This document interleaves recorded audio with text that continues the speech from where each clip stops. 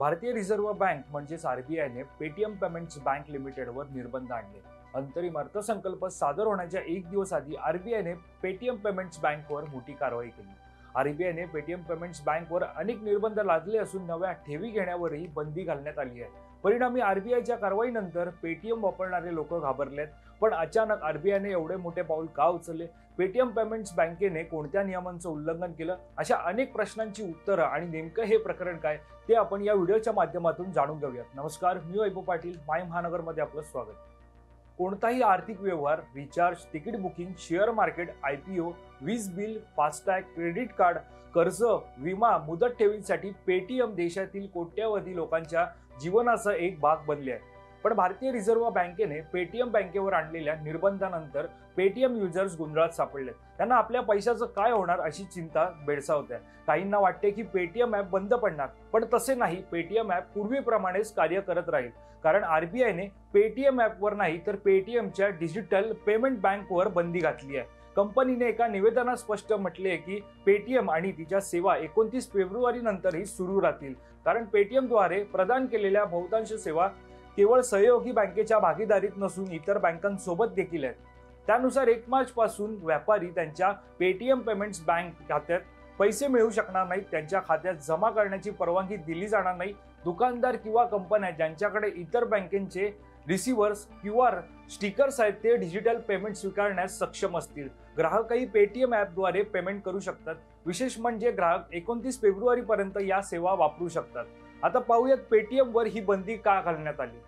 Paytm wallet आणि बँकांमधील कोट्यवधी रुपयांच्या संशयास्पद व्यवहारांमुळे आरबीआयने ही बंदी घातली आहे। पेटीएम पेमेंट्स बँक लिमिटेडमध्ये केवायसी नियमांचं पालन न करता लाखो खाती उघडल्याचा आरोप आहे। या खात्यांद्वारे कोट्यवधी रुपयांचे व्यवहार झाले, जे प्रीपेड उपकरणांच्या मर्यादेपेक्षा कितीतरी जास्त आहेत। त्यामुळे मनी लॉन्ड्रिंग शक्य आहे असं आरबीआयने म्हटलंय। डिसेंबर 2023 पर्यंत पेटीएम वॉलेटच्या सुमारे 3.3 कोटी ग्राहकांनी 8,000 कोटी रुपयांपेक्षा जास्त किमतीचे 24.72 कोटी व्यवहार केले। हे व्यवहार वस्तू आणि सेवांच्या खरेदी विक्रीसाठी असतात। मनी ट्रान्सफरसाठी 2.7 कोटींचे व्यवहार झाले। ही एकूण रक्कम 5,900 कोटी रुपयांपेक्षा जास्त आहे।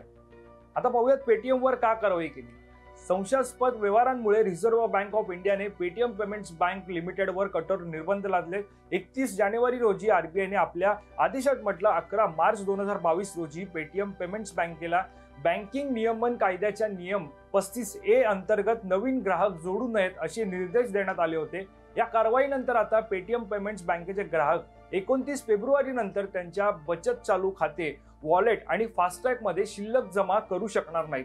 पेटीएमला 15 मार्च पर्यंत आपले नोडल खाते सेटल करावे लागेल। म्हणजेच 29 फेब्रुवारी पर्यंत ग्राहक पेटीएम बँकेतून सर्व प्रकारचे व्यवहार करू शकतात। या तारखेनंतर त्यांना नवीन पैसे जमा करण्याची किंवा त्यांचे पेटीएम खाते टॉपअप करण्याची परवानगी नाही।